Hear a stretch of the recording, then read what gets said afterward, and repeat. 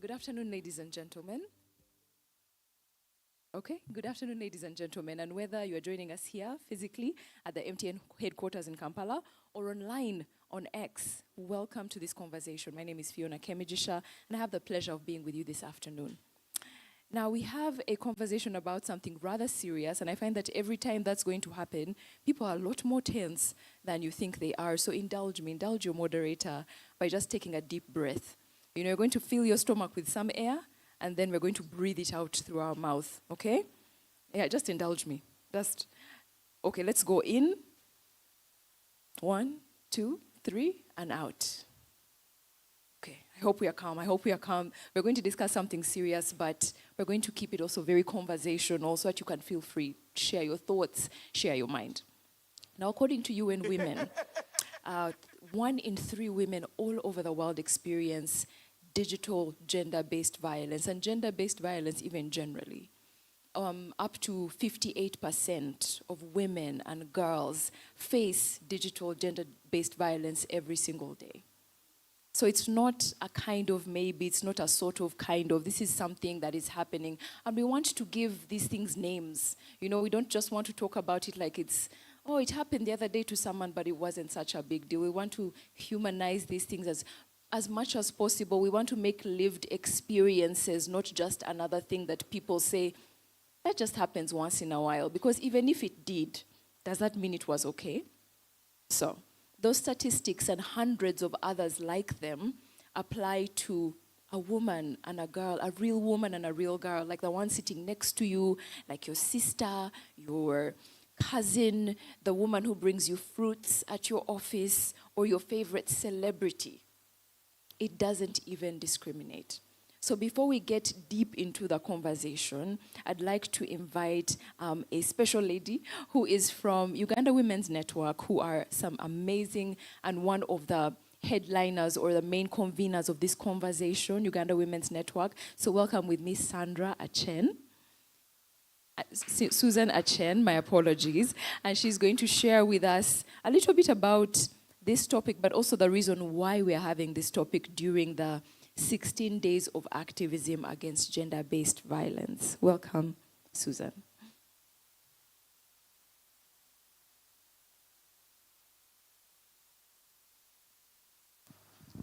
Thank you very much, Fiona. It's a pleasure to be here.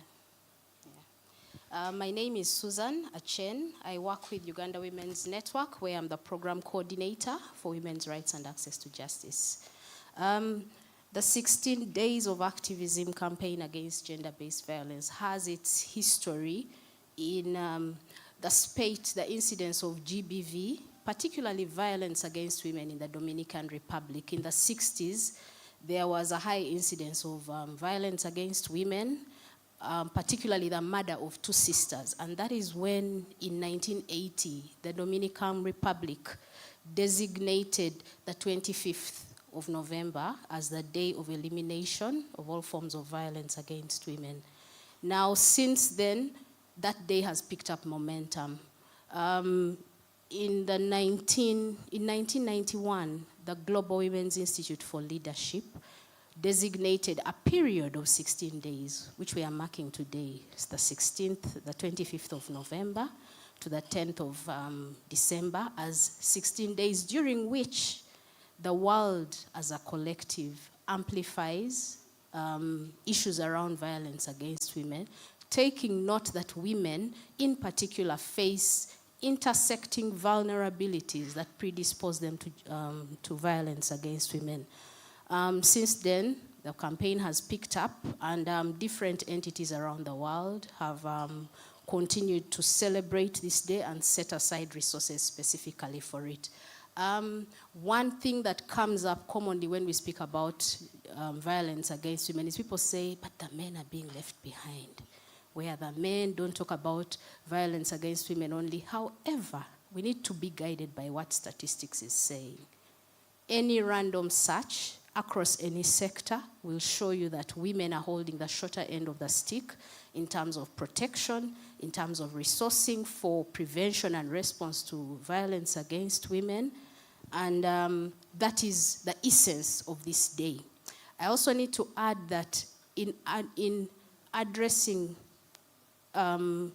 prevention and response for violence against women, the men are not left behind, because we are working in a context that requires all hands on ground. So we work with men and boys as allies. We work with men as boys as change agents, as protectors, because many a time they will bring a matter on behalf of a mother, a sister, a daughter.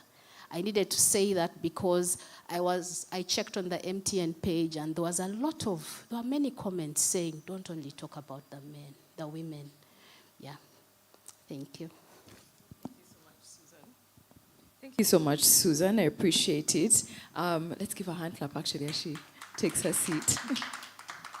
And thank you especially for touching on the point of that. It's nice, I think the breath helped, that we can talk about what was in the Twitter comments, and, appreciate how actually people receive these conversations, or how they see it when, a women's organization, MTN, come together to create a space like this. What do people really think? Is it causing some discomfort? Because I once heard someone say that comfort is actually overrated. Very little I've found is achieved when we get comfortable and just stay there. Like, this is where I live. So let's get uncomfortable. Let's speak about gender-based violence, and specifically around the digital space right now, and what that means for women and girls. According to the Uganda Bureau of Statistics, 92% of this gender-based violence online is targeted at youth. We're talking about young people between 18 to 30 primarily, right? So it hits even harder when you think about really young people. Okay, you're looking at me and thinking I'm young, but I'm not that young, okay? But it hits even harder when we think about what it's doing to young people, just out of high school, just in university, and what that means for who they become. So, without further ado, let me introduce the guests who are going to be joining us for this conversation. I'll start with the two guests that we have in person. So welcome with me, Sandra. Oh, sorry, apologies. Sandra is with us online. All right, let me start with Miss Anna Chiza. Please come to the stage. Feel free to be even more emphatic than that. You don't know if they are gifts. We're inside the MTN building. You just don't know. All right.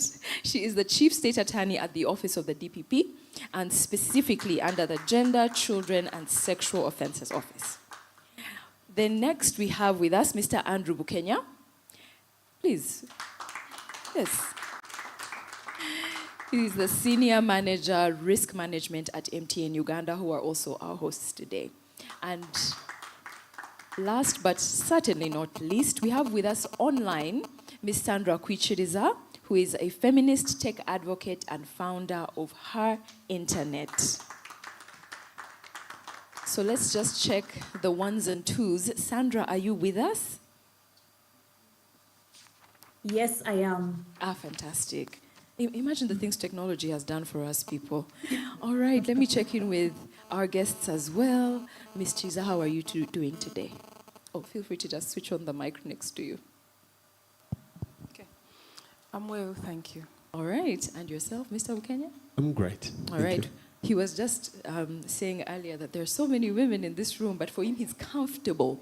He's comfortable being here with all of us. Now, let me start our conversation with Sandra, who has done such deep work within specifically the area of digital gender-based violence. And can I just say, actually, the ladies at UONET are the ones who introduced me to the term technology-facilitated gender-based violence. It is a mouthful, but we're giving things names, right? But for today, we're just going to say digital GBV, all right, for context. So let me go over to you, Sandra. From your work at HerNet, what is digital GBV, and what are some of the most common forms you've experienced in your line of work? Thank you very much, Fiona. It's great to be joining this amazing panel, and hopefully we'll have fun while we also unpack this really important conversation. So, Kemi, you started by saying you were introduced to the term technology-facilitated gender-based violence. Yes, it is a mouthful, TFGBV, but really, this is for a reason, and we'll see this during the conversation. So, TFGBV, or digital gender-based violence, whichever we would like to refer to it, is really any form of violence, any form of harm or harassment or abuse that's carried out through digital technologies, or that's amplified by digital technologies. So these are phones, social media, messaging apps, email, and any other online platforms, because we've also seen violence really spring up in gaming platforms, those closed gaming rooms, and that mostly youth are a part of, according to your opening. And so this TFGBV also includes behaviors or harm that is targeted specifically at women and girls because of their gender. So this is not just from a vacuum.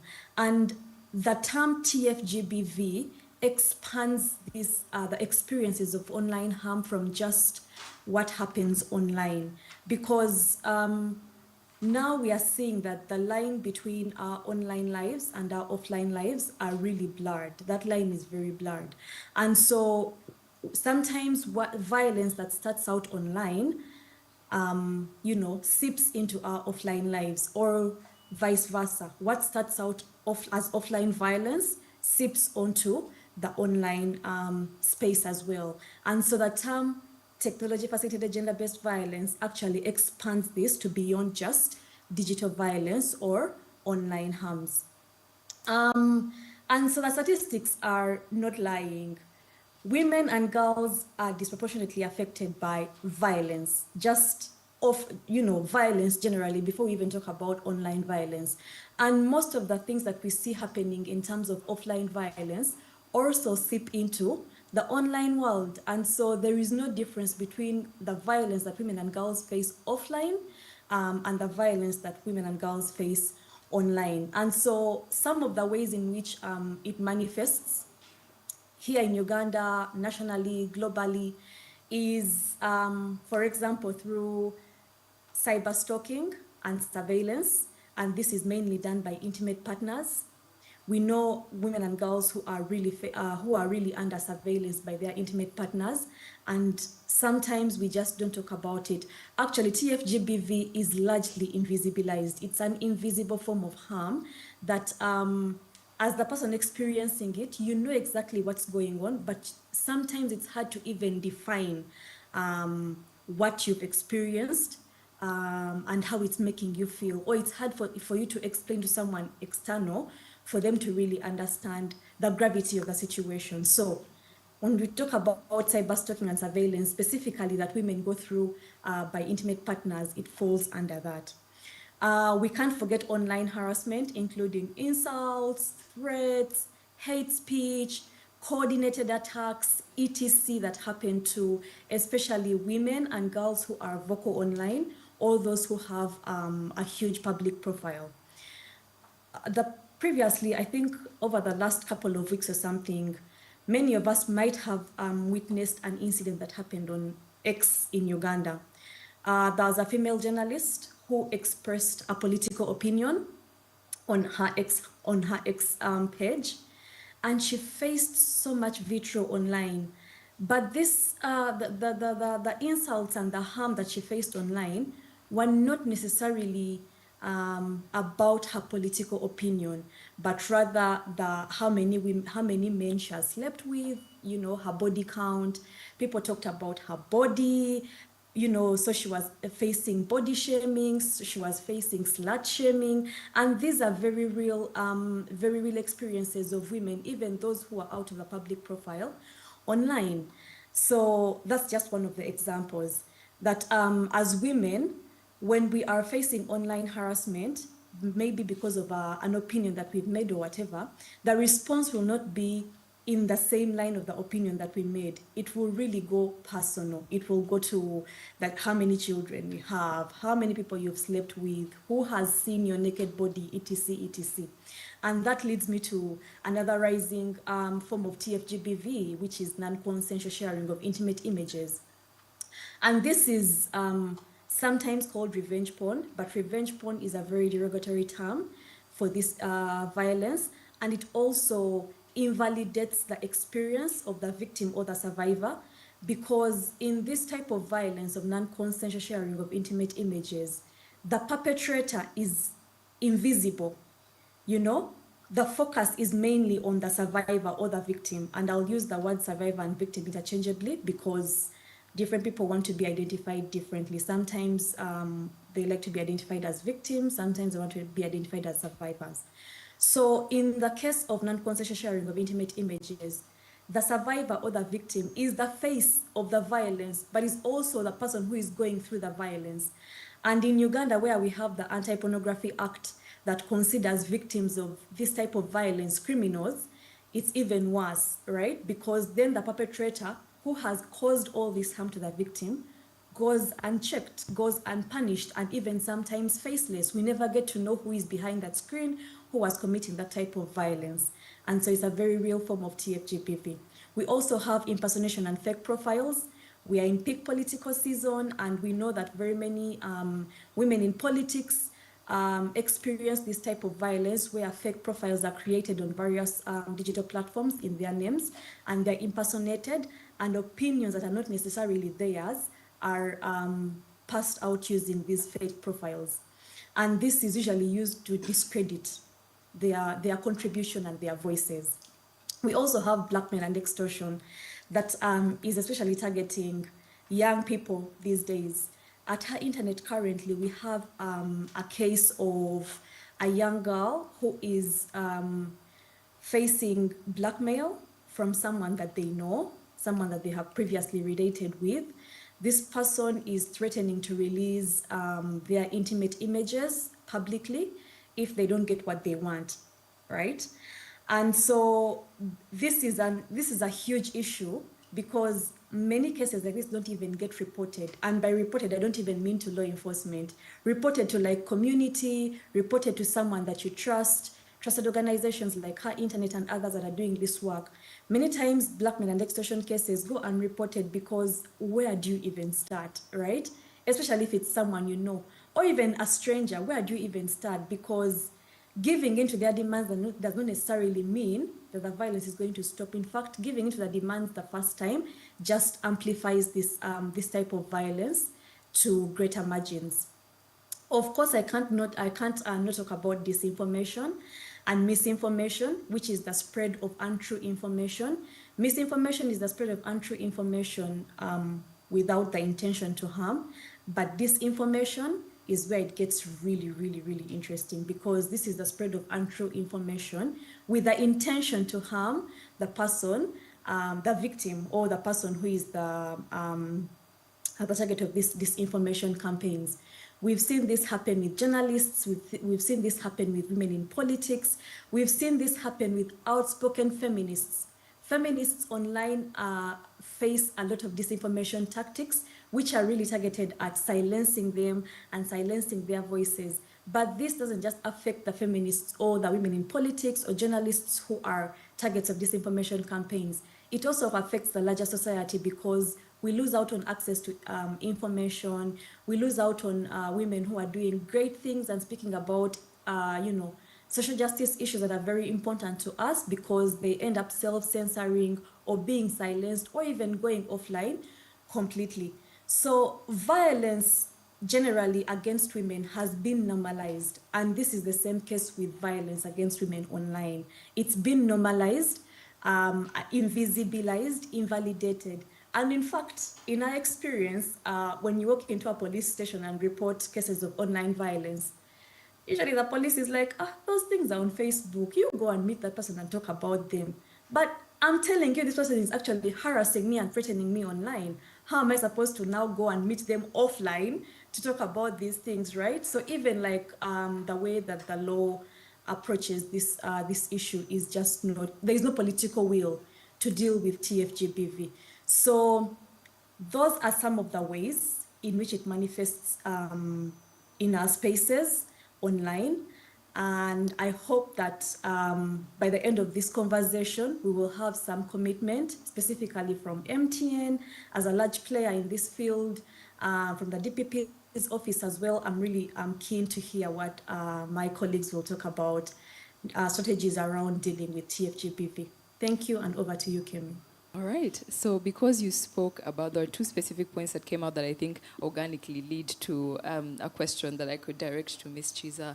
She talked about how this digital gender-based violence often manifests as invisible. You know, it's not necessarily as outright as a lot of other things or apparent, and that can make it difficult for victims to, or survivors to report.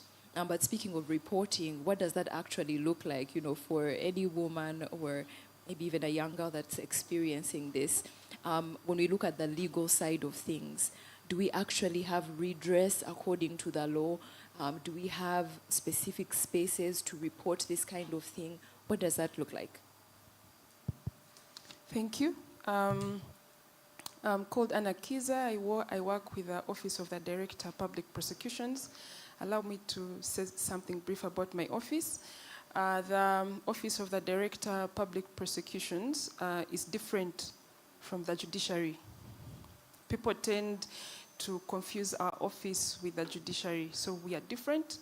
We prosecute cases in court, while the judiciary is the one that has magistrates and the judges, and they preside over these cases. Okay.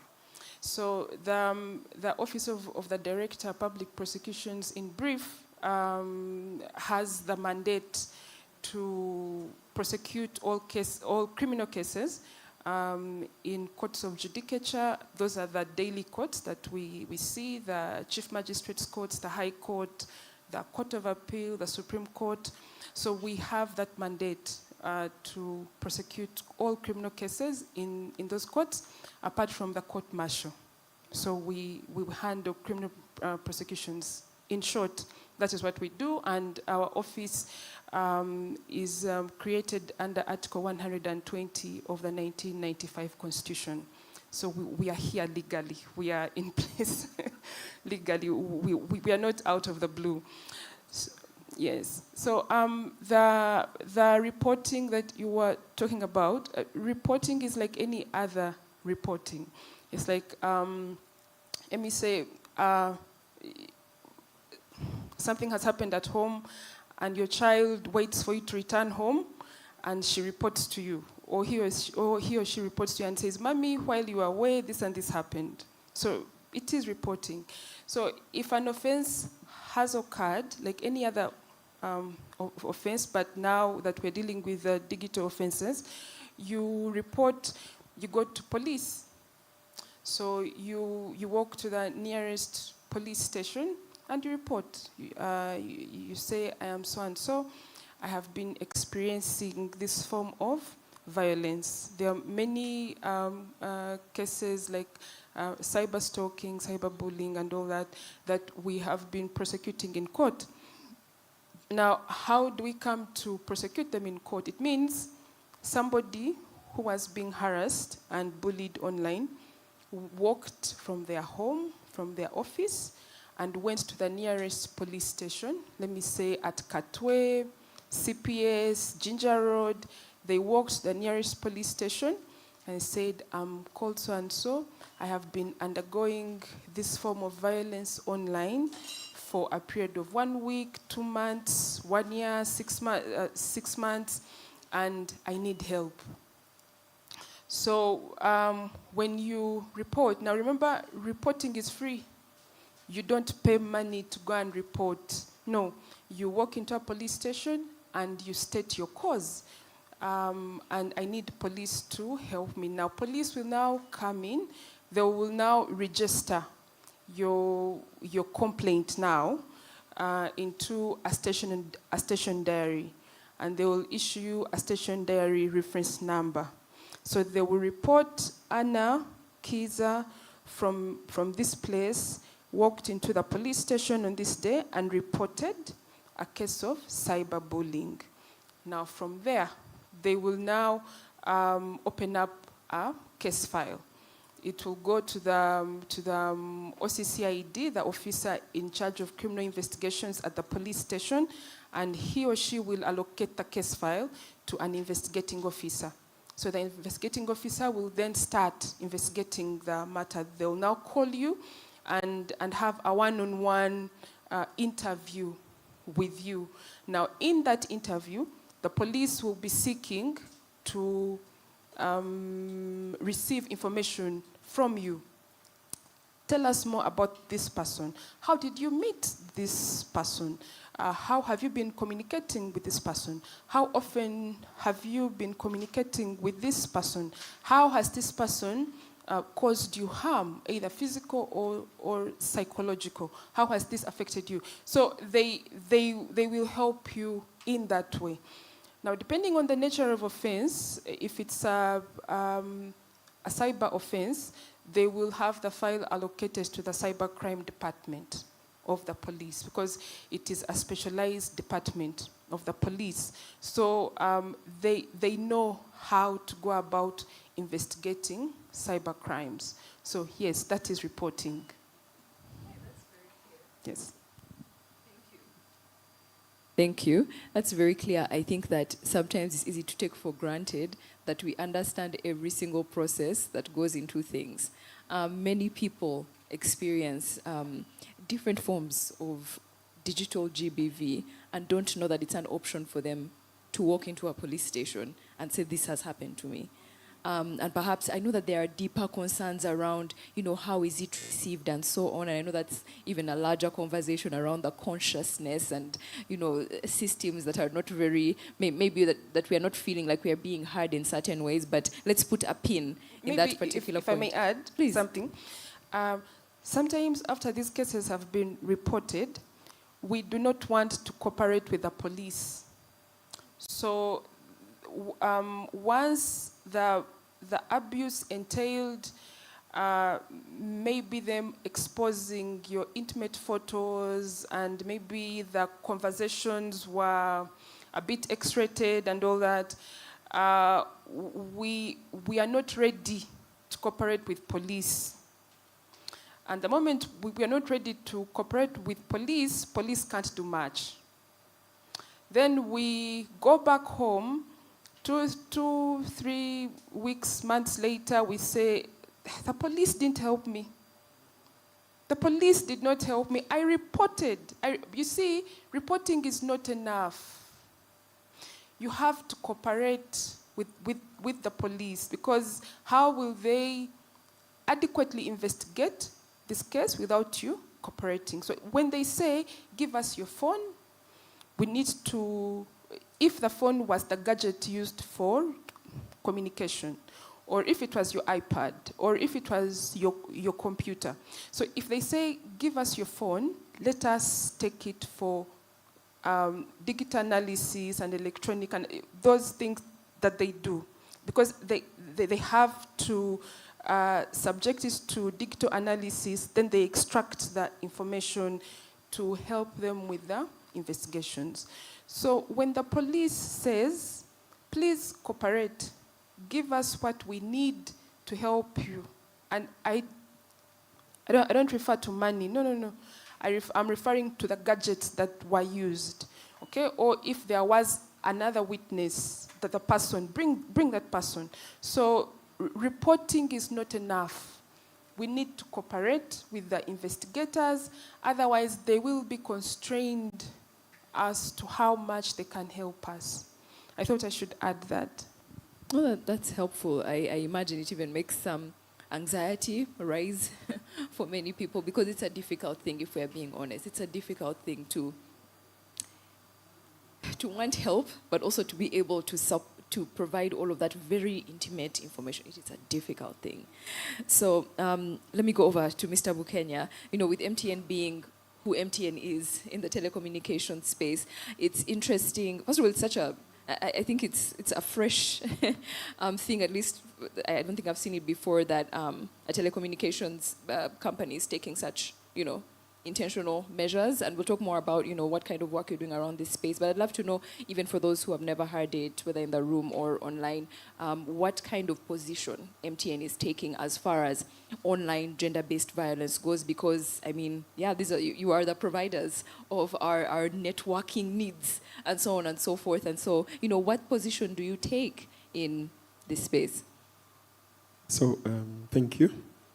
I first listened to the first presenter, and I said, wow, almost an expert in this.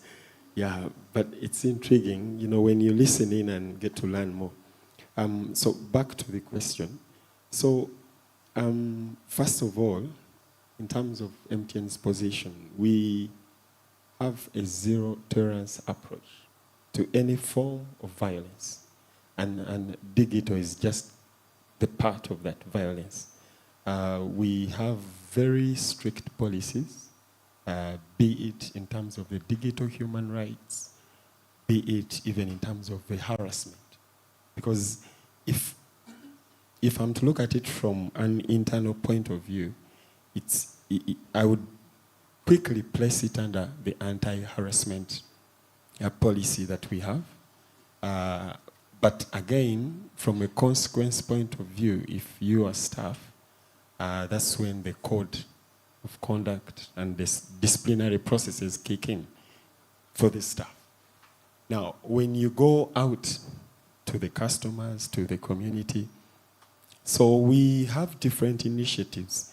One of those that I can clearly call out, we have different tools, online tools, that we use to screen in attempt to identify such cases. And obviously, things like AI are part of the conversation to elevate that kind of intervention or support.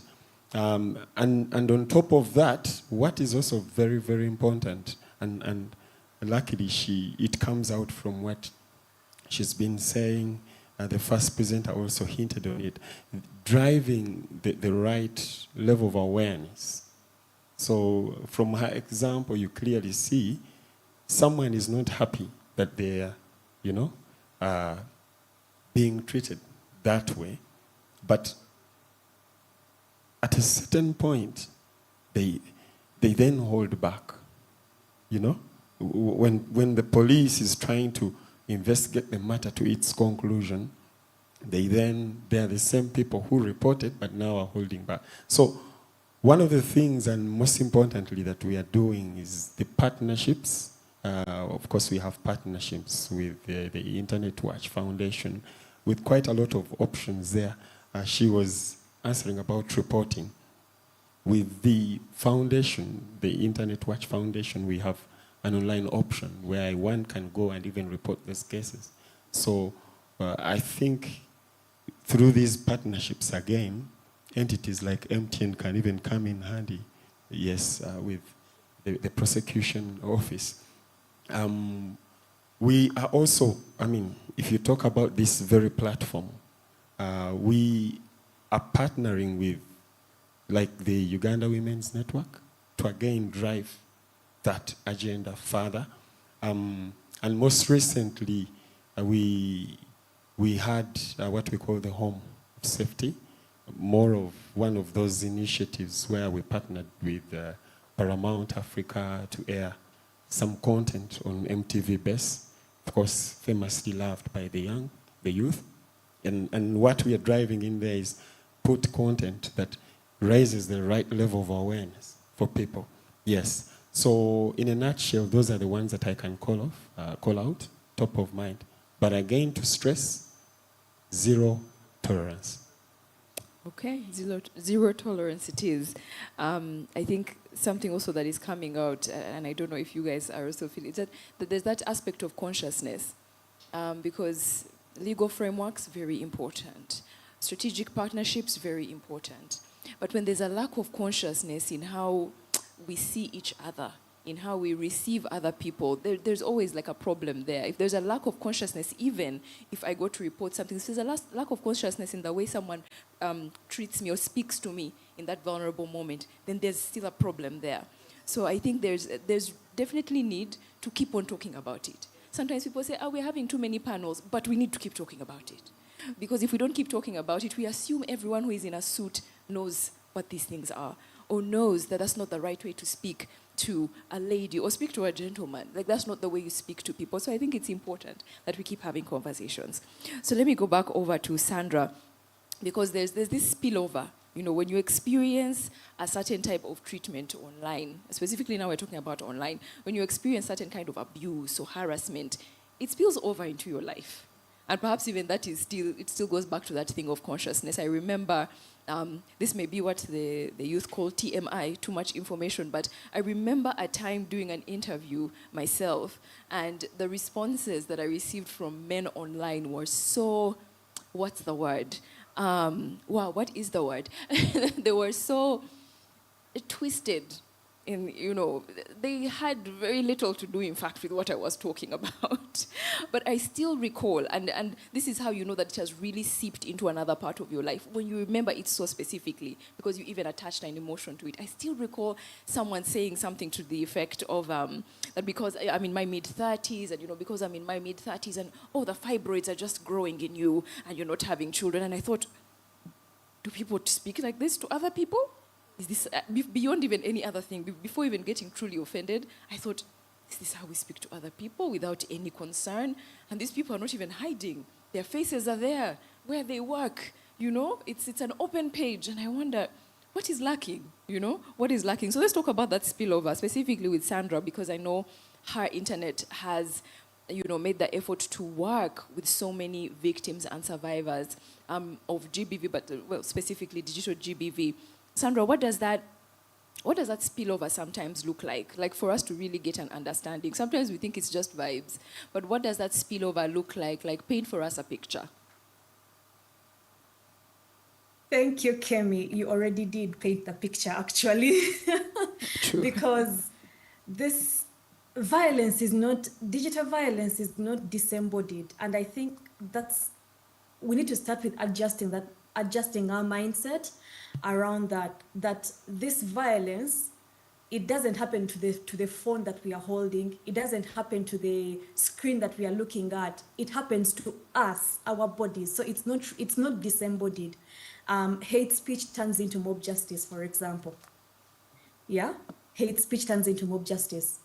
So the spillover, like, you've captured it well. What happened to you, and just thinking, your body, yourself, your plan, your personal strategic plan, but just outside voices making you question, really, and that's the gist of it, that this type of violence never stays confined to the screens. It happens in real life to our bodies. Your emotional wellness, you struggle with your emotional wellness, you struggle with your mental illness, you struggle with your physical body in terms of the kind of violence that does.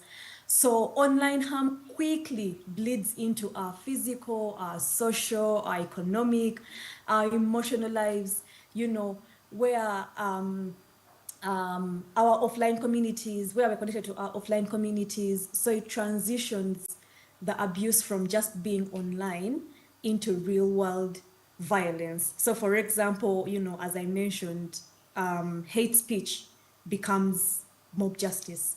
If people say we don't like this person, for whatever reason it has, they've started this, it could actually turn out into mob justice if the online crowds are really riled up.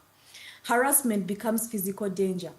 So for example, online harassment such as threats, misogynistic comments about women, about women's bodies, surveillance that we talked about earlier that intimate partners do to women can easily escalate offline, very, very easily. An abuser can track someone's movements through her posts, and then they show up uninvited at the place where she is, whether it's her workplace, whether she's hanging out with friends, or abusers can also use information that has been obtained digitally to intimidate or to assault victims and survivors.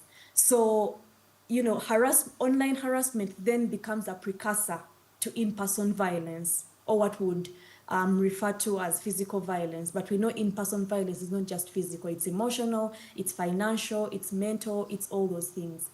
Doxing, for example, can become another avenue for mob attacks, for eviction, for arrest. Doxing refers to when your personal information is shared publicly online. So doxing is different from non-consensual sharing of intimate images, because non-consensual sharing of intimate images is strictly to intimate images, but doxing is about your personal information such as your telephone number, national ID information, or like your government name, workplace address, home address, etc. So some of this information is, yes, known by people that we want to know it, for example, our phone numbers, but imagine if it's leaked to thousands of TikTok users online, right? I'll give another example that we are currently dealing with at our internet, another experience of a young woman, of a young girl. An abuser that she doesn't know, a stranger, lifted her, okay, copied her images and videos from one particular digital platform and pasted them onto a particular page on TikTok with her full government name and her actual phone number. And then the caption that this abuser used was that, you know, I am a sex worker and I'm ready for clients.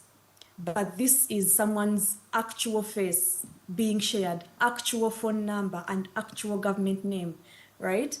And so this is how TFGBV spills into real life, because this young girl's life has come to a standstill. Right now, if you want to reach out to her, you have to contact her mother, because she has completely disengaged from everything to do with tech. She doesn't even have a phone right now because of this kind of violence about it and the kind of impact that she has faced just from this. And this TikTok page, she's not the only victim. There are several girls whose videos, whose images, whose phone numbers, whose real names have been posted on this page, right? And this is happening in Uganda. I mean, as high internet, we can only do too much. And we also don't have access to some of these tech platforms like TikTok to be able to, you know, have that behind the scene, behind the door conversation. So this young girl has exited not just TikTok, but all digital platforms, including going offline. Even with a phone, you can't reach her personally. You have to reach out to her mother, right? To reach out to her. So this is how violence can spill over in real life, specifically around doxing. Non-consensual sharing of intimate images, I don't think I even have to qualify this. Employers fire women for being victims of this kind of violence because they are, you know, quote unquote, bringing shame to the organizations. Universities and schools, we've seen this, expel students who are victims of this type of violence to protect the institution's image, quote unquote. Families disown daughters who are victims of non-consensual sharing of intimate images. So we see how this can destroy livelihoods, it can destroy relationships, and the stigma around being a victim of this type of violence, you never leave it down. Never for 1 second. For all the public profiles, or women who have public profiles that we have, that we know who are victims of non-consensual sharing of intimate images, specifically here in Uganda, we know that anytime they voice their opinion online, anytime they post a nice picture of themselves online, you know, sun-kissed and whatnot, you know, the beautiful Instagram and Snapchat captions, the commentary online is always reminding them of this thing that happened to them years ago, months ago, weeks ago. So women never live down the stigma of being victims of non-consensual sharing of intimate images. And we know this, so I don't think I need to qualify that anymore, because the consequences can be life-altering, right? Blackmail can turn into extortion. It can turn into assault. When a perpetrator threatens to expose someone's intimate information or someone's HIV status, unless they pay money or comply with other demands, it can, you know, actually change someone's life, because sometimes the extortion or the demands being requested for are of a sexual nature, right? Or it's shame, you know, it becomes an issue to the point that someone might be forced or coerced to give in without necessarily, you know, to just stop this kind of violence. But we know that giving in to extortion doesn't actually stop the violence, it just amplifies it. Online shaming or online shaming campaigns can become social punishment. For example, you know, women who are victims of online shaming campaigns face public humiliation, they face exclusion from community spaces, which therefore impacts their participation in public and civic discourse. If they are business owners, they may lose clients and social networks. They may also face bullying in other spaces, maybe at the workplace. If they are still in school, they may face further bullying if they are still in school. Then sometimes if maybe they are part of a family or a particular cultural community, they may face, public quote unquote discipline or correction because it's justified as discipline, but really this is furthering the violence that they've already faced as part of tech or as digital violence. So digital violence is not the end of the story. It is simply the starting point for a sequence of other violations. One single leaked nude, one single leaked image like this can lead to life-altering, a snowball effect of life-altering situations for someone: job loss, homelessness, depression, physical harm. Some people have lost their lives as a result of that. So a single online threat can escalate into far-reaching consequences. And I hope that we'll have space to unpack all these in this conversation. Back to you, Kemi. Thank you.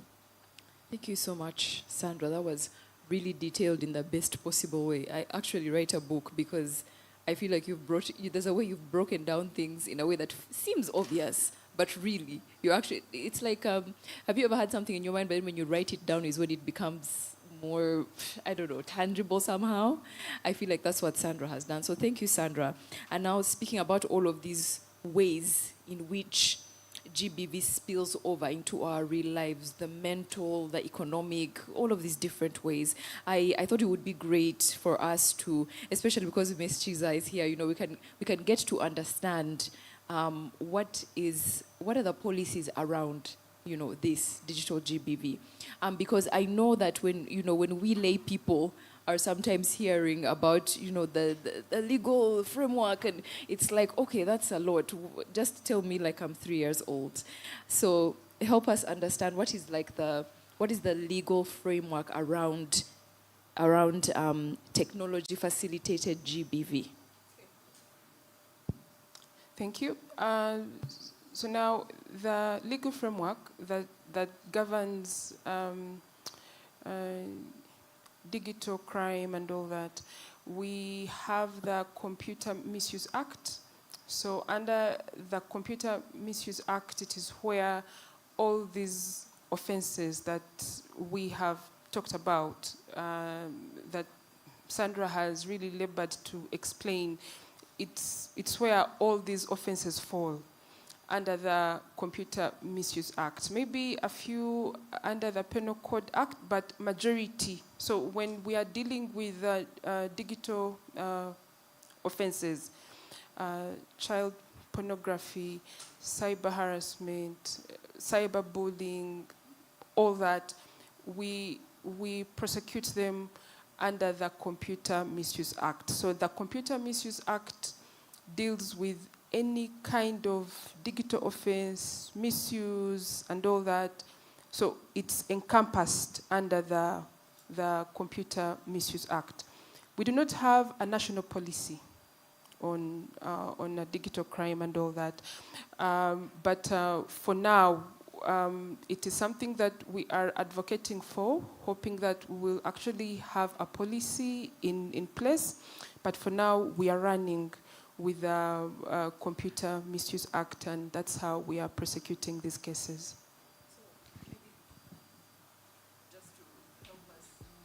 Just to help us understand a bit better, what would a national policy do? How would that maybe improve the lot in that situation? A national policy would also guide institutions. It would guide regulatory bodies like UCC. We have organizations, companies like MTN. It would guide institutions where we work. It's it's like a regulation, really. It guides on how you should manage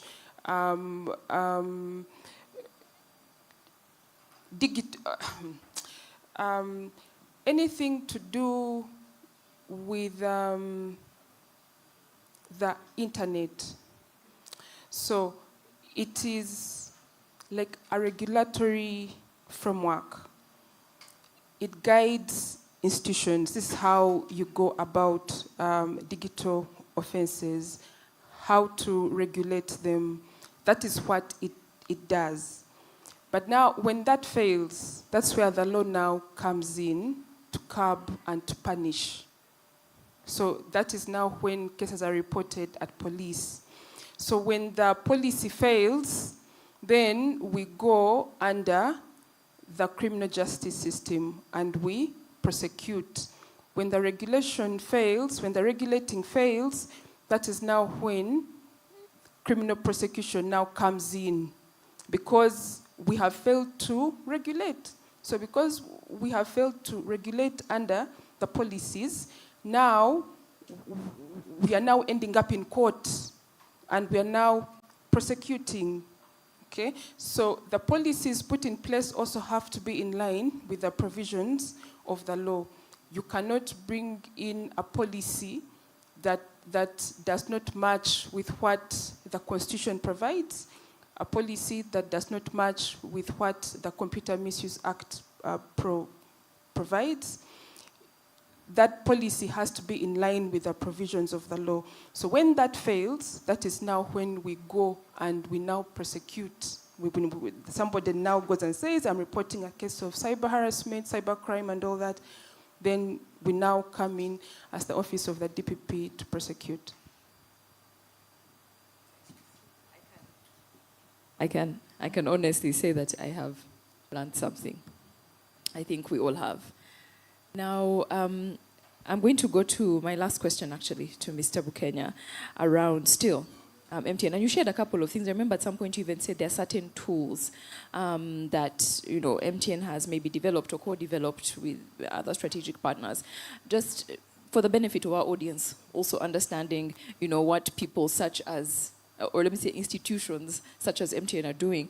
Help us understand how you envisage your role as a as a telecommunications company, how you envisage your role and how you are now, after envisaging that role, how are you actually pouring into it? How are you putting in place maybe programs or, we are here in your building, but, I can't take it for granted that everybody knows the kind of work that you're developing around advocacy or around like practical tools. So please share with us a little bit about those. Okay, thank you. So, I would first of all place MTN's role in all this, the forefront, if I may say. And don't get me wrong, it's a collaborative effort for the reasons that are known. But most importantly, when we talk about this digital violence, if I may abbreviate and take away the so many words, one, people must know, and that's where the advocacy sits. So we and every year, so for these 16 days, initiative, it's one of those that we have taken on to be something we continually be part of every year. That is a commitment that we have made. We will always be part of this to ensure that we drive the narrative. And this is not even just Uganda alone. This is at a group level. So across all this, the 16 countries, for instance, where we operate in Africa, it is something that we are deliberate and passionate about.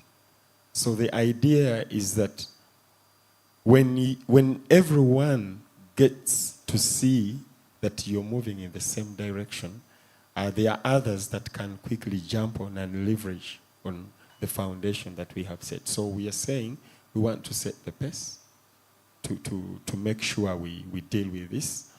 And we have one of those, for some of us, I know many of us use laptops, and maybe some of you may not know this, but there are certain 3 keys on a computer that when I was studying my computer, they told me when you press these 3 keys all at the same time, you are able to interrupt whatever processes the computer has been running.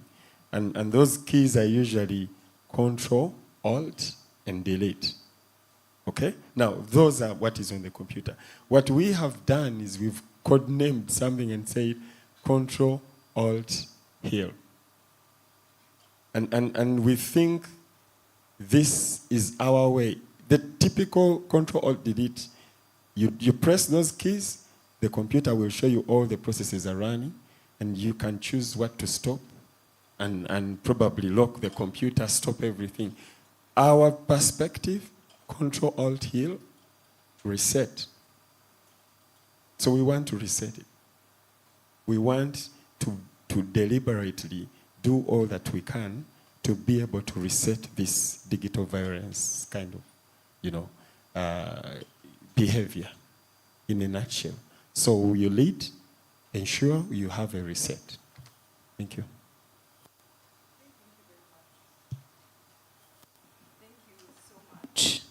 Thank you very much to our guests, and a very special thank you as well.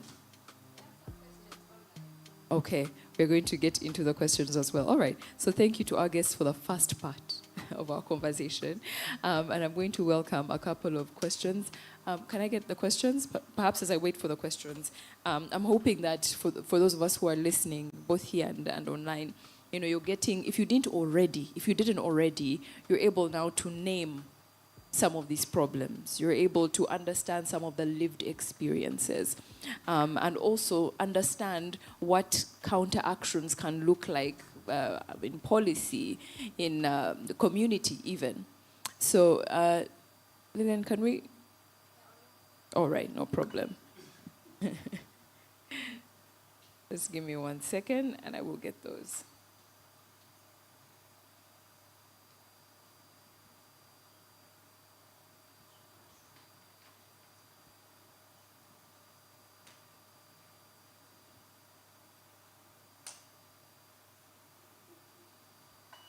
All right, let's look at a couple of the questions from our online audience. I have a question from Roma. Okay, is this a question? Okay, let me read it as is. Police ask for money to effectively work on your reported case? ? I think he was making more a comment than an actual question.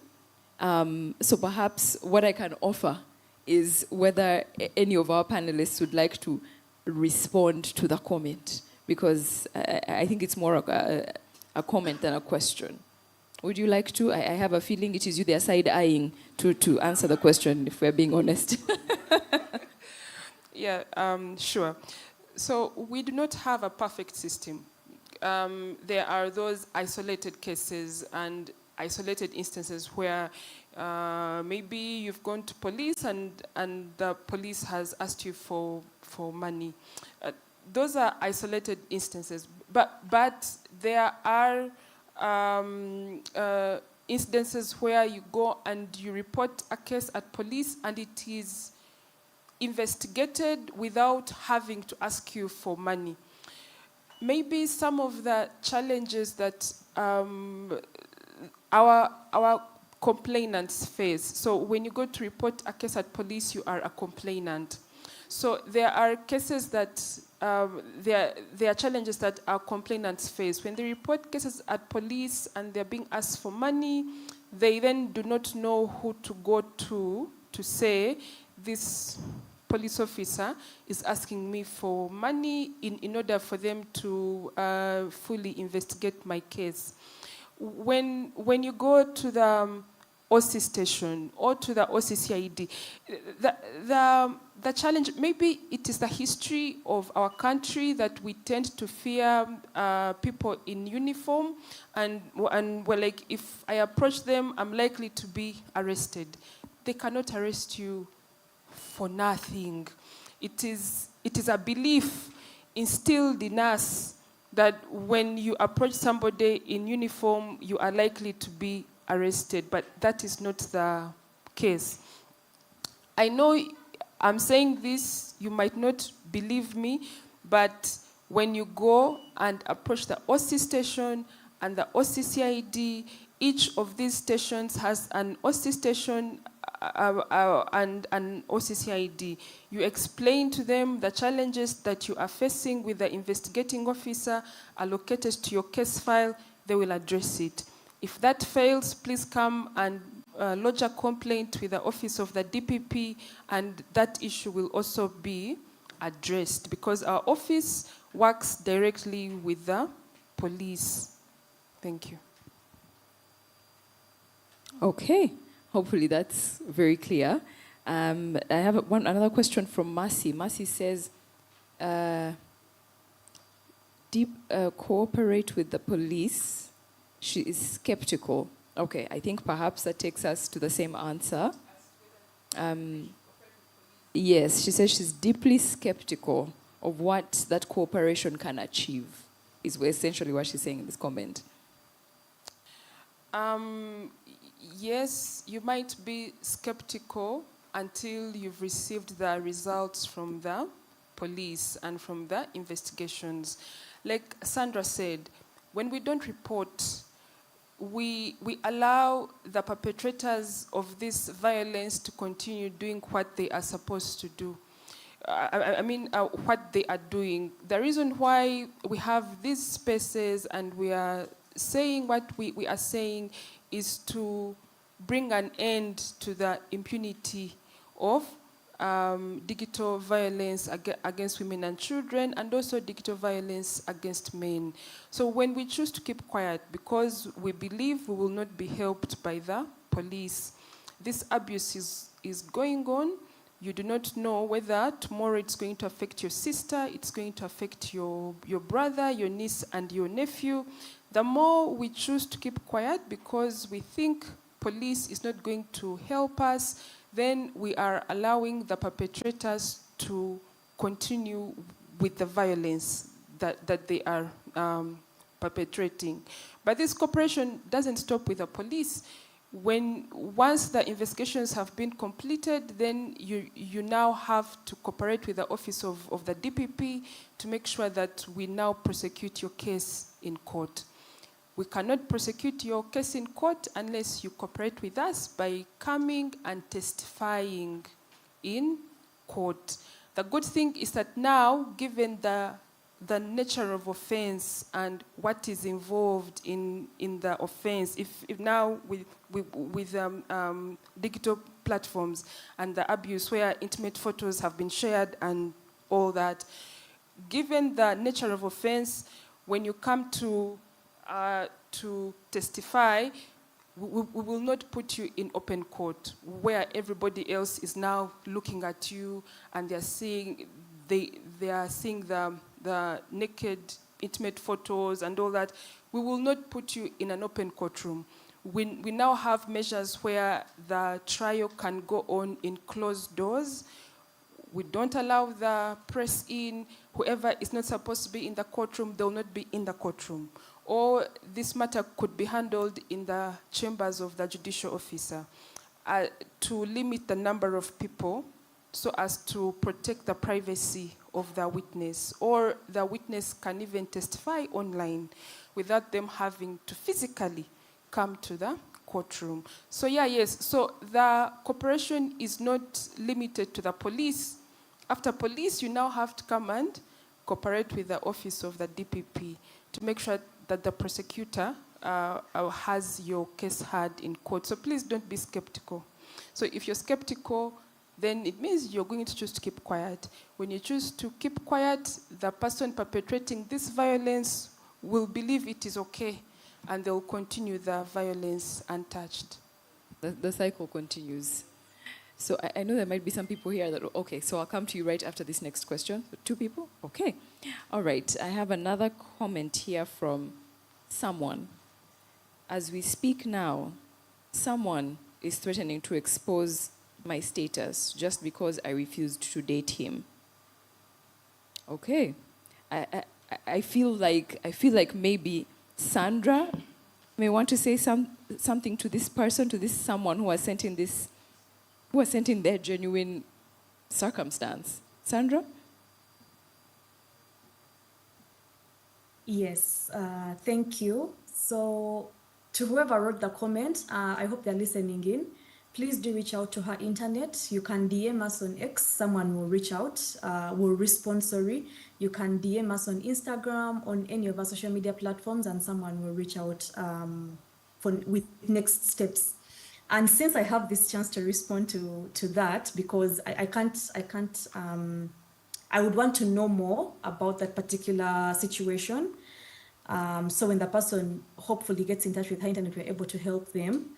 But I wanted to address, well, not address, but to piggyback off some of the things that Miss Anne was responding to, specifically around law enforcement. I think it's very important for us to also be honest, to have honest conversations around our law enforcement. They also need this awareness and sensitization as much as the general society does. That's the honest truth, because you walk into a random police station and honestly, they will not help you if you are a victim of TFGBV. They will not help you. I have been there. I have experiences. I can tell you which police officers have asked for money before they can work on our cases. I can tell you which police station laughed at a victim of non-consensual sharing of intimate images. In fact, they wanted to have a look at the images to verify that we were reporting a case of non-consensual sharing of intimate images. So I hear you, Miss Anne, around the DPP being a separate office and doing completely different work from law enforcement. I hear you, but we also need to have an honest conversation around the levels of digital literacy and sensitivity to these issues that our law enforcement siblings have. And so I don't know the government broadly, because I don't know which particular part of the government, but the government broadly, the state needs to invest in sensitizing law enforcement as much as the general society around issues to do with TFGBV if we are to have real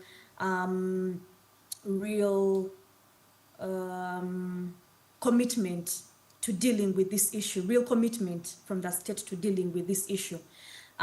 Secondly, around the Computer Misuse Act, we also need to have honest conversations about some of those policies, because specifically the Computer Misuse Act has been used by the state to harm everyday Ugandan citizens who are using the digital platforms for citizen journalism, for knowledge sharing, for advocacy, activism, etc., etc.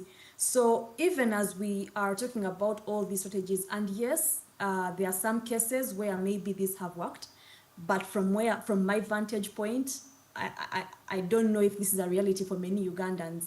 One thing I do know is that for cases to do with cybercrime specifically, you need to know someone in the cybercrime department of police to get this case to have any headway. But realistically, how many women and young girls have access? How many women and young girls have access? And access not just to someone in these offices who can actually move their case up, but even access to money to, transport from the police station to I don't know where, access to money to maybe bribe the police officer to make sure that this reference moves and goes to the right office that's supposed to be handling it. So even as we talk about strategies, I think we need to have honest conversations about echiri ku ground ekituufu, because over to you, Kemi. Thank you, Sandra.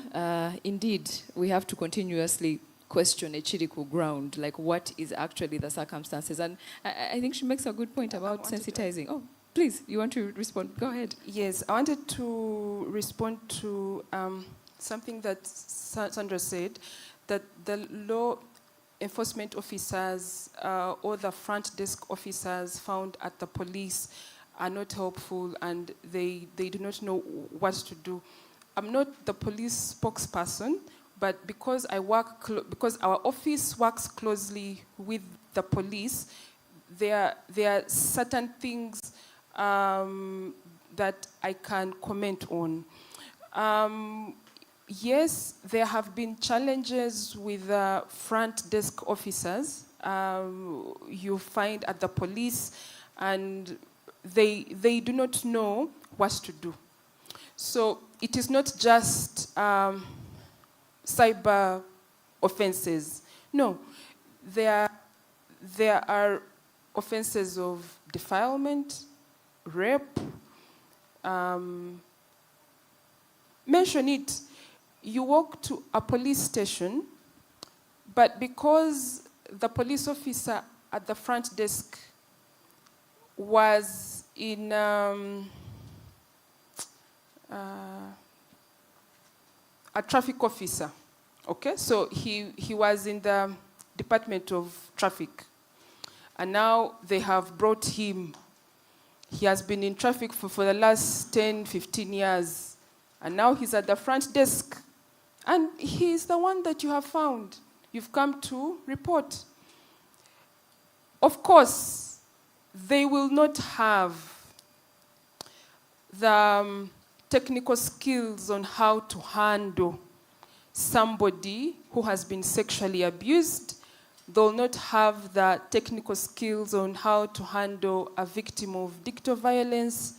They'll not have those skills on how to go about a financial crime that has been reported at the police. Yes, Sandra, I hear you.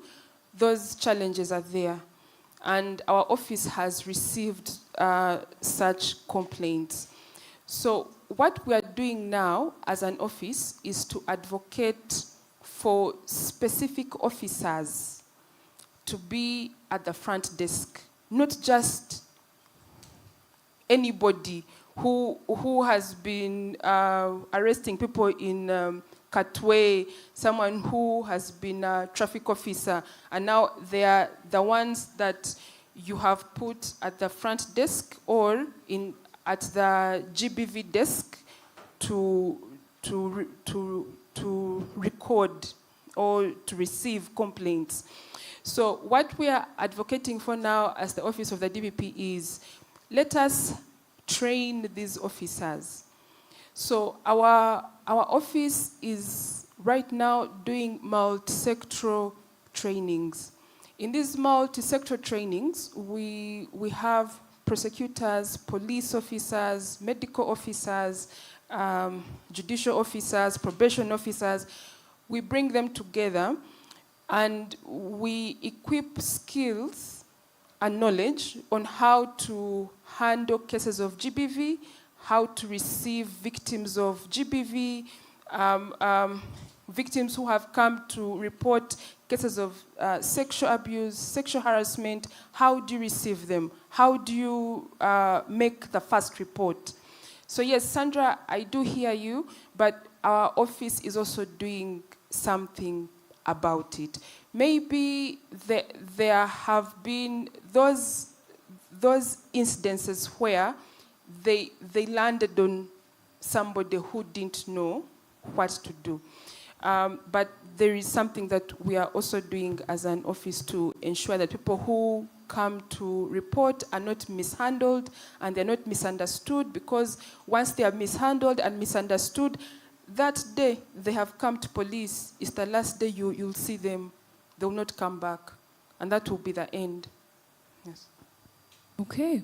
I think that was, I'm hoping that even as we hear, I hope something is clicking as far as, even the things that we are not seeing eye to eye on. I feel like there's some responses that are helping each person see whatever is happening on the other side of the fence. And I hope that can be helpful. So someone's got a question here. Let me come to you.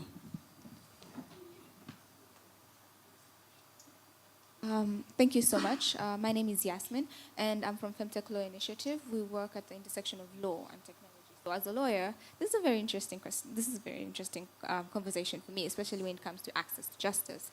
I have a comment and a question. So comment-wise, I feel like we need to reiterate something that is online violence is real violence. The problem is that a lot of people think they're just making jokes online, and because you're not seeing that person, you don't take them as a person. They're just this random name on your phone. And because of that, it has caused a lot of... I like that we're doing this on the X space, because this is one of the most violent platforms that we have in this country.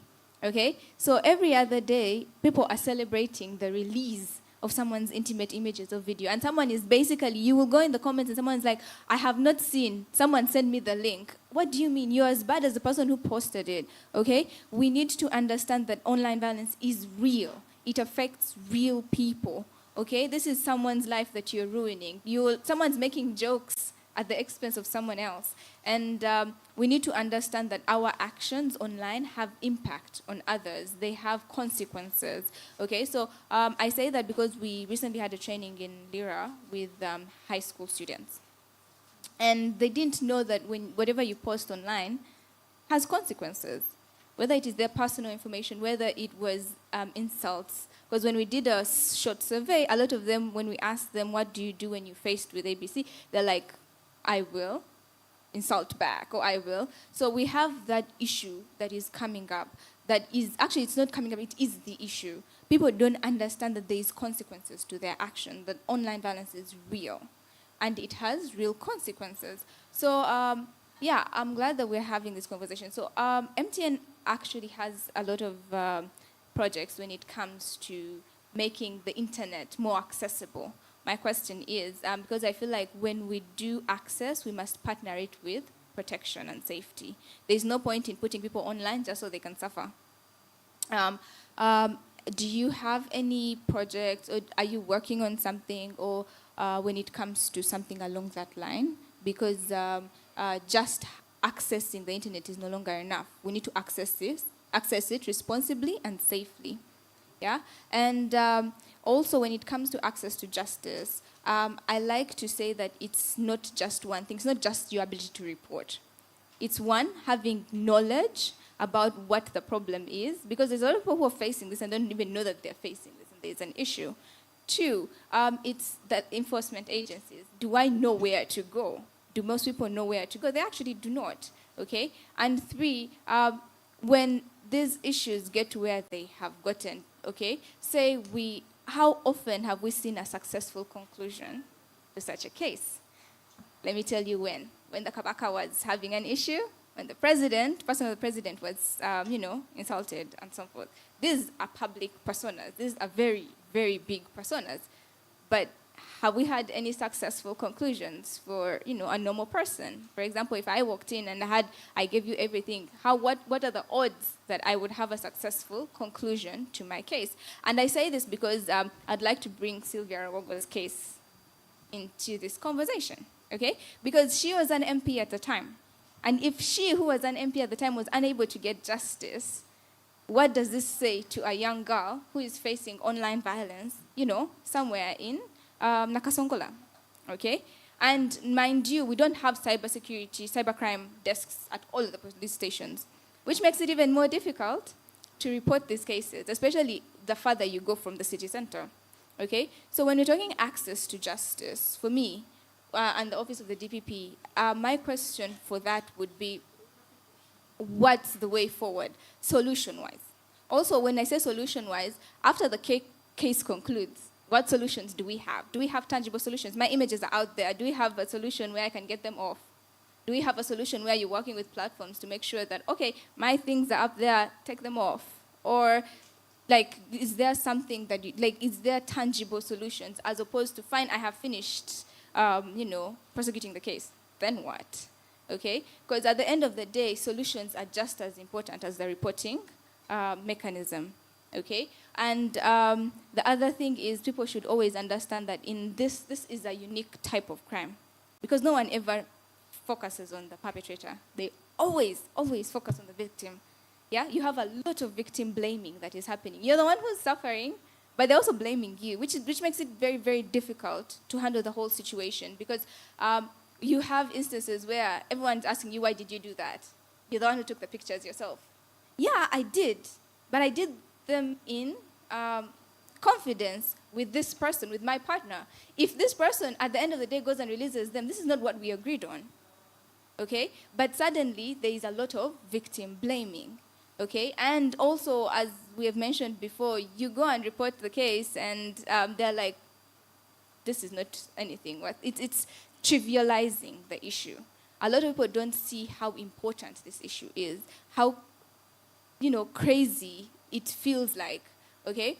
And when it comes to trivializing, this is why people don't report. If I'm going to go to a police station and he's like, this is not really important, I'm going to walk away with my case. Okay? Which also creates an issue because we need the statistics. Those of us who work in this field, we work with these statistics because you are telling people that A, B, C, D is a problem, but there's no numbers to back you up. When you check the police report, cybercrimes are huge. And you don't even know what even is under that because they don't break it down for you. Okay, so we need the numbers. We need people to report so we can know, oh, wait, this is happening. We know that it's happening.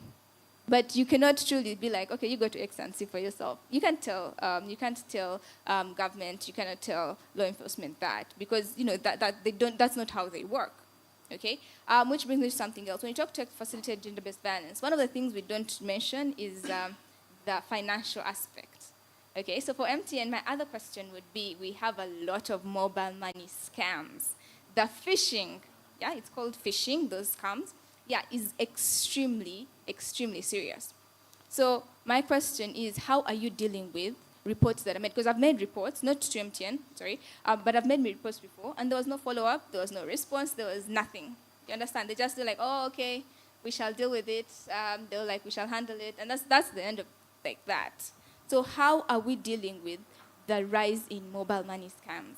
Yeah, we are trying to, do economic empowerment for women, but they're the ones who face a lot of these scams. If they call you and tell you your child is in the hospital, you need to send money. Mothers are going to just, send money first, worry about everything else later. You understand? So how are we handling these scams and everything? Thank you. Let me first go back. We answer these questions, and I'll come back to the one. I think there's one person, right? There are two? Okay. All right. So maybe let me start with you, sir.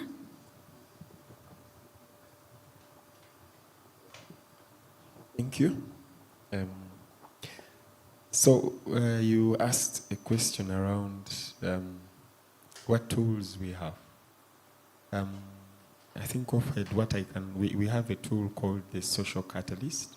So unfortunately, some of these are not visible. So they are running in the back end just to help look at the content and match that with, for instance, sites that have been reported to be used for violence, or if it's child protection, as an example, if there is a site that is flagged not fit. So some of those sites, there is a way the tool will flag them, and then a certain team, reports. I also know, even through our regulator, the UCC, they at times share certain sites again, and they always give guidance, say, this is the directive, this site, please block.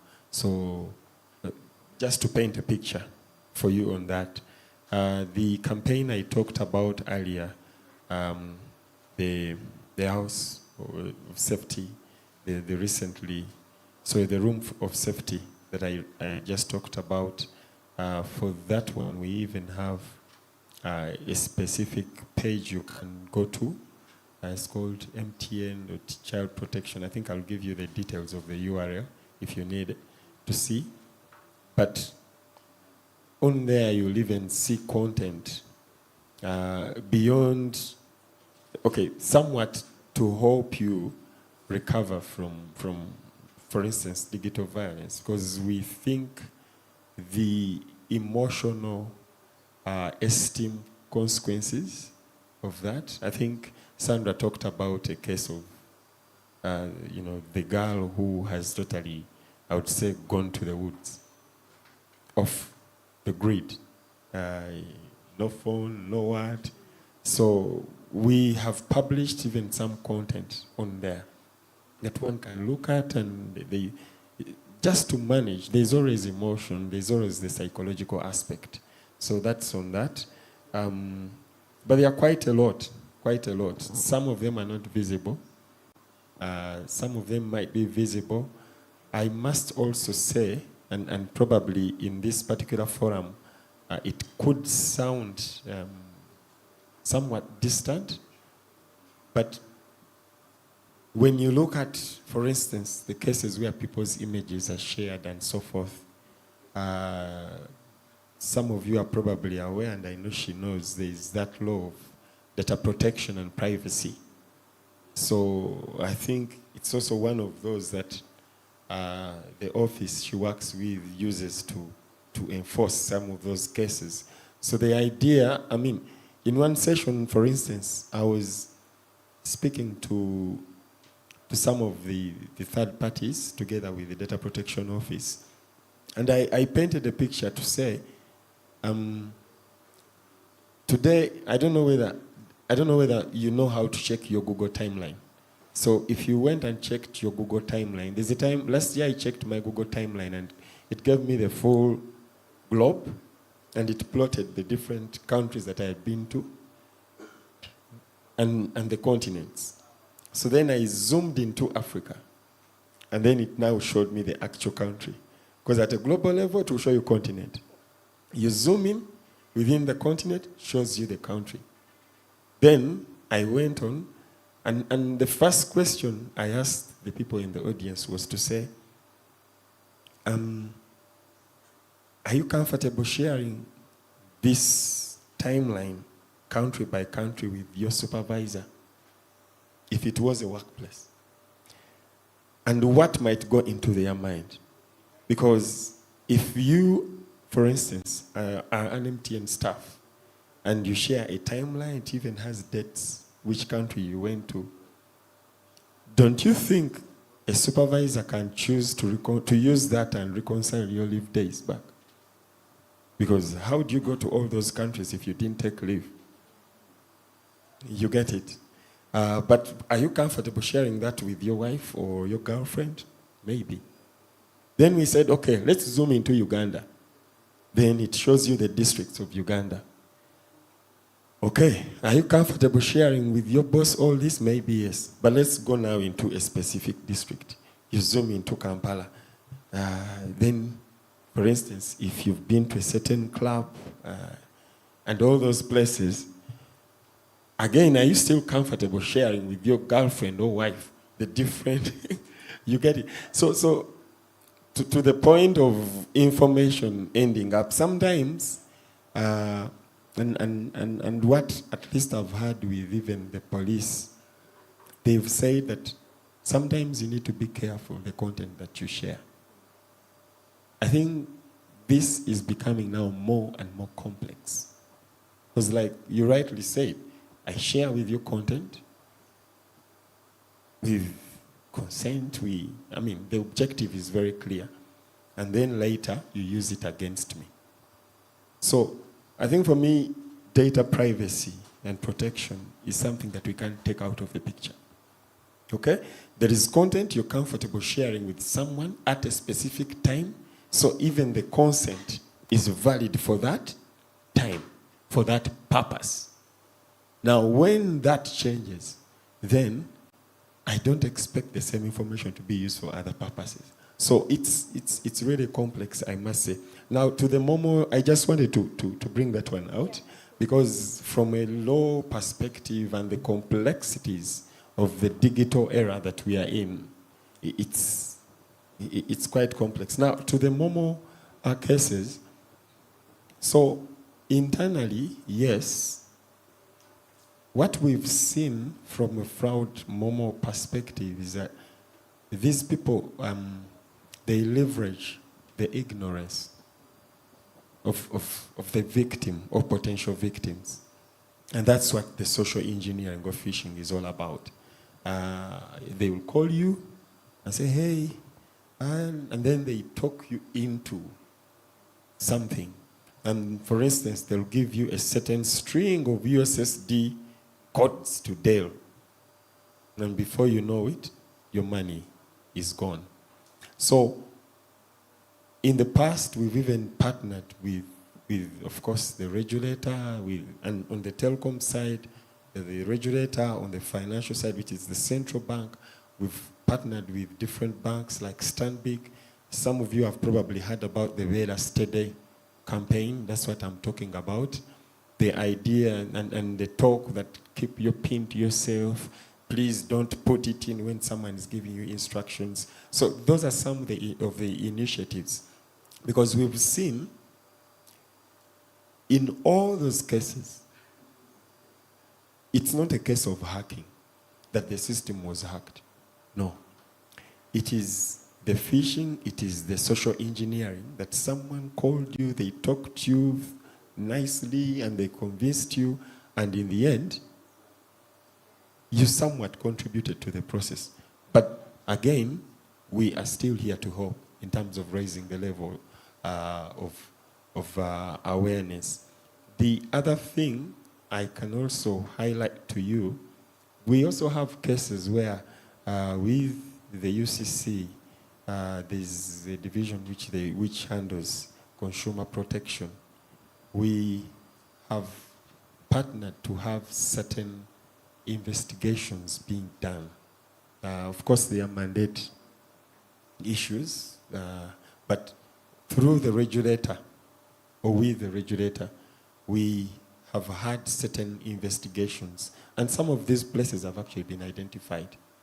And a team together with police and the rest, they usually go on and do those investigations.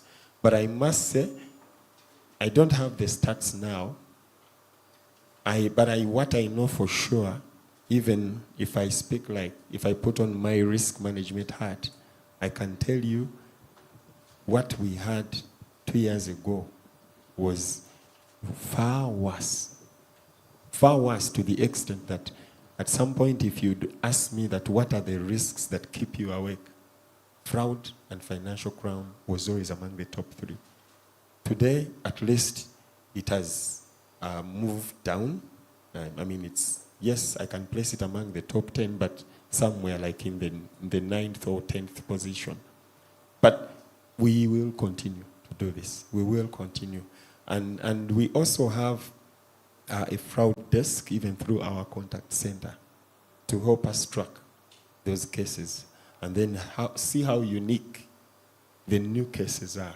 If it's a repeat, obviously, you just need to keep on the same campaigns. If it's a new one, then you probably need to tweak the approach. Yeah. So I hope I somewhat answer your concern. Okay, hold on.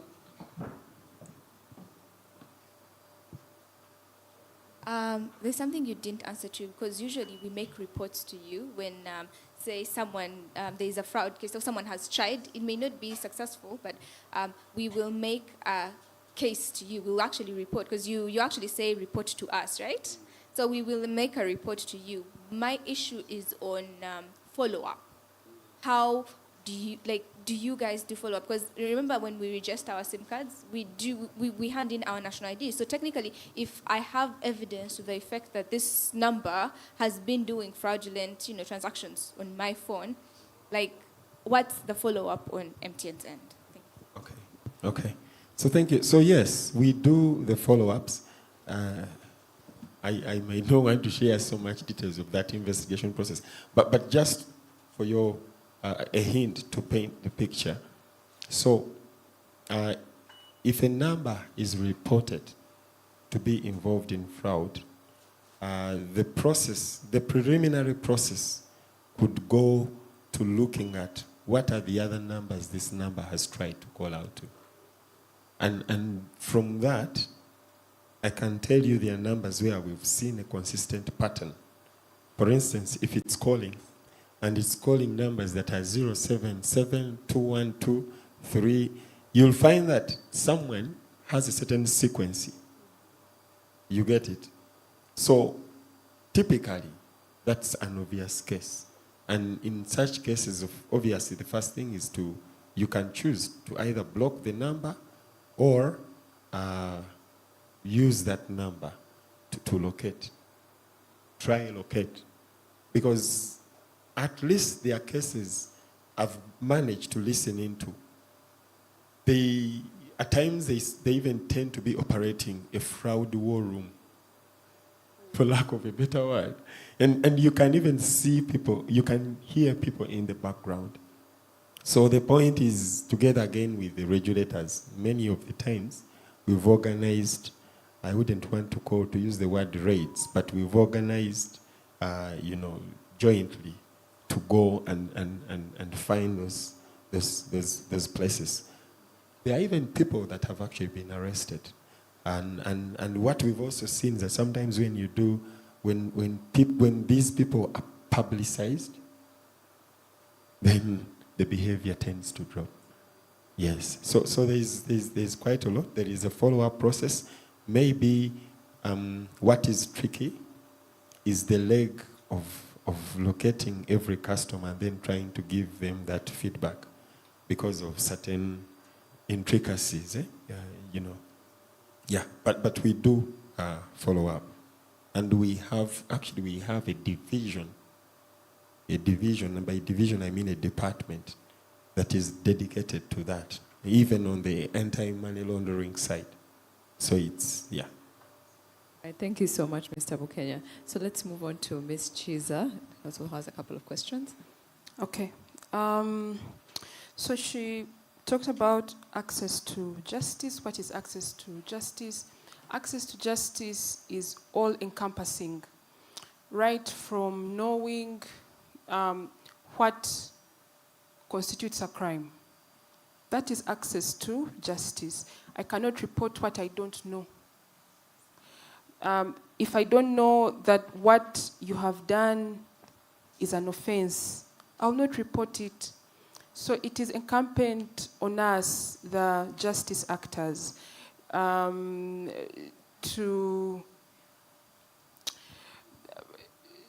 pass on information, disseminate to the public what acts constitute a crime, what acts constitute an offense.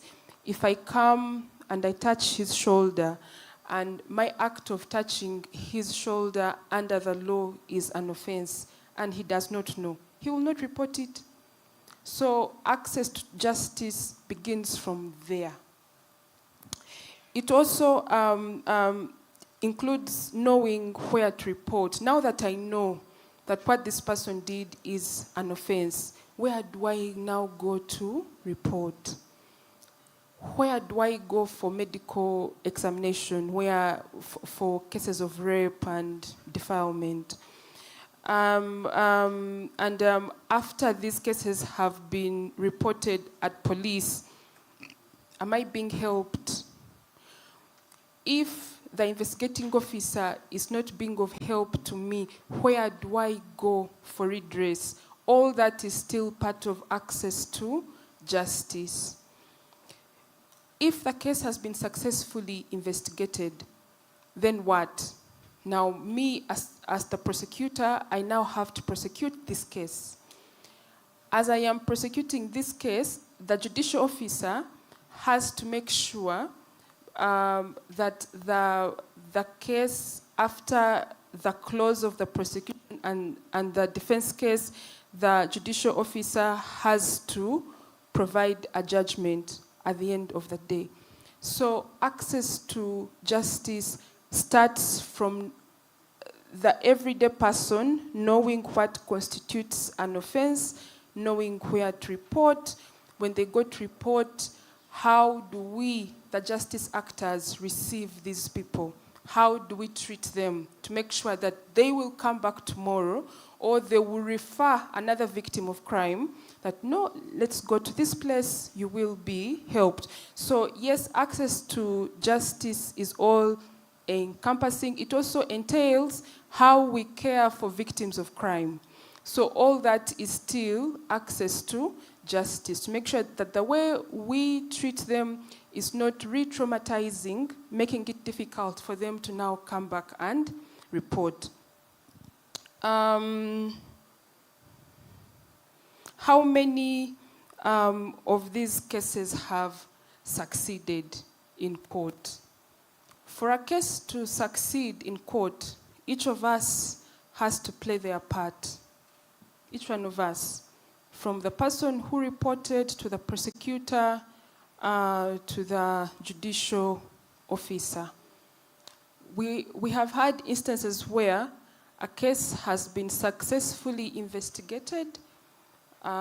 We go to court, but the complainant never turns up. For one reason or the other, they simply don't come. When we decide to follow up on them, why have you not been coming? And now we have now tracked them down with the help of police. Why have you not been coming? We later come to establish that they've been paid off. They have compensated them in some way. The perpetrator has compensated them. And that's it. Yes, we have statistics of cases being reported at police. We have statistics of cases registered at court. But that is where the story ends. In these offenses, we are dealing with adults. Yes, they've been traumatized, but sometimes this victim will say, okay, if you don't want me to proceed with this case, give me this amount of money. And they'll come with, some will even come with their lawyers. My client, blah, blah, blah. Okay, so this person said to pay them off, because also the perpetrator of crime doesn't want to be known. So they are paid off, and that's it. So how many of these cases have succeeded? Not many. Maybe they have come to court and they've been frustrated because of endless adjournments. The case is being adjourned today, tomorrow come back, after 2 months come back, and the case is not being heard. That is frustrating. Like any other person, that is frustrating. Indeed, they will not come back. And we have had those cases. They not simply limited to digital crime, but for other offenses that we handle. Endless adjournments. They will simply not come back. I've spent 6 months going to court 1 year, 2 years down the road, and my case is still not being concluded, and they will not come back. Maybe where we fail them as justice actors is to explain to them reasons why cases are being adjourned. When we don't play our part as justice actors, when we don't communicate effectively to our victims of crime, then we have failed them. And when they choose not to come back, then we shouldn't blame them, but we are to blame. So we need to take that responsibility to communicate to the witnesses, to the victims of crime that we are dealing with. And this we do, or it is something that we have to do for all crimes, not just digital crimes, but for murder cases, robbery cases, criminal trespass cases, financial crime cases. This is something that we have to do. Then also, there is the issue of underreporting. Yes, the offenses are going on, the crime is going on, but there is underreporting. Why? Because of the nature of crime. Not many people are willing to come out and say that my nudes were exposed and they were put out there. Not many. We still have a challenge of people reporting cases of sexual harassment, people reporting cases of rape, defilement, because of how society has termed it to be shame. It is shameful to report such cases. It is shameful that this even happened to you. Now you have a case where your nudes have been put out there. That is worse, I think, than a rape case or something. I don't know. So there is underreporting. Yes, the offenses, the crime is going on, but there is an issue of underreporting, and yes, we will not succeed or ensure that this vice is curbed when cases are not being reported. How do we handle victims of abuse after court proceedings? We have chewed them. We have chewed them up like a sugar cane. And now that I've gotten all the juice out of it, I am discarding. That's how society looks at the justice system. That's how society looks at prosecutors, unfortunately. But prosecutors are prosecutors. They are meant to stand in court and present your case. That's why we partner with civil society organizations to take on this part where we might not manage. This area that is not our area of expertise, counseling, handling them. How do we handle them? The aftermath of the trial. We might not have those skills, and we do not have them, and we do not have the services to offer counseling and continued medical attention to our victims of crime, but we collaborate with the Ministry of Health for victims who have suffered fistula, and there is reconstructive surgery for them. The prosecutor doesn't do the surgery, but because we are collaborating with other actors who do this part that we can't do, yes. Other civil society organizations are willing to take on these people, counseling, providing shelter. Some of them have gone back to school. We had a situation in Bushenyi where this child sat for P7. A few days, I think it was a day before she sat for P7, she gave birth.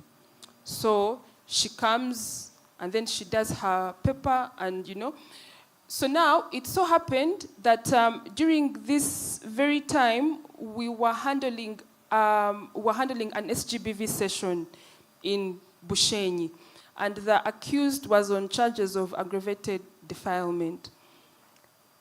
She has a baby. She has just sat P7. Her baby is like 3 days old. And the girl is saying, my parents don't want me to go back home. Now me, as a prosecutor, I can't take you to my home. I don't know how to help you. But because I am collaborating with a civil society organization, it is willing to take them on. So this child was taken on together with her baby, and they are willing to pay school fees for them. So yes, we don't just discard them, but we find a way of helping them. And then maybe finally, digital crime is complex. When we are happy and when we are in love, we share anything with the people that we are in love with. We tell them our deepest secrets, things that even our parents don't know. We've met this person for 2-3 months, 6 months, 1 year, and we are telling them the deepest, intimate secrets of our lives, and they have this information. We don't stop there.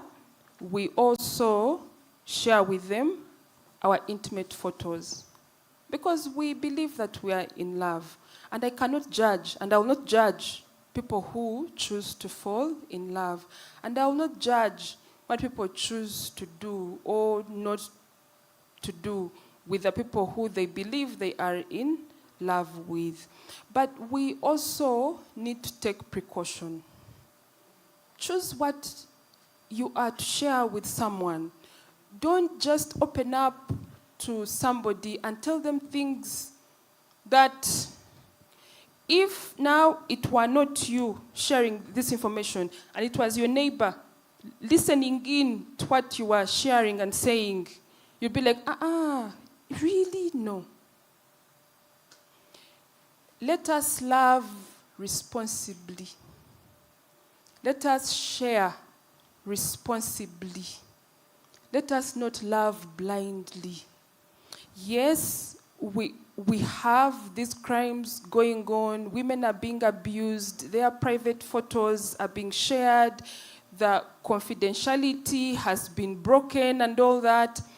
But please, please, please, share responsibly. Some things keep to yourself. Because once, yes, we will have your case prosecuted in court successfully, but social media does not forget. One day, those things will come up. Then what? Are you again going to blame the criminal justice system for not helping you erase them? Okay? So yes, those photos are there, and people like him should take the responsibility to help the women and the girls and the boys who fall victim to this. Please ensure that they are deleted for as much as you can. But also, let us also take the responsibility. Thank you. Thank you so much. I hope that the people who have not asked will not hate me because we are pressed for time. But I want to thank our guests for sharing such detailed and thoughtful responses. It's very much appreciated. So to our guests here, and also Sandra, who has been with us this entire time online, thank you so much. And I appreciate our online audience. We really, thank you so much for just taking the time. It's, we don't take, this amount of time that you've taken away in your day that you can do very many things. And for each of you also who have contributed, and I know there's some thoughts that you didn't get to share, but hopefully you'll also be able to talk to our panelists maybe for a few minutes before they leave. I'd like to say a sincere thank you to UONET, Uganda Women's Network, for convening. I'm sure we can give them a more spirited clap if we try. Okay. And to MTN Uganda for being such a meaningful partner in this initiative. We appreciate when organizations do this kind of thing. It is easy for things to just look, you're taking, but do you care about, the things on the ground? What is happening in your space? As opposed, what is happening in your space with reference to individuals, to communities. So we really appreciate these organizations for coming together, creating a space like this for us to continue to have the conversations. Let this not be where it stops. I hope you have more conversations. I hope you speak up a little more. I hope that even with each of the guests that we've had, you found a point of reference for certain things. And please do follow her internet. Sandra was such an amazing and knowledgeable person to speak to on this topic. Follow them. She has, she already said, that some people can reach out because they have certain resources for victims or survivors of digital GBV. So thank you once again to every single person. We hope that you'll have a fantastic evening. And from me, your moderator, Fiona Kemejisha, let me wish you a wonderful day. Okay.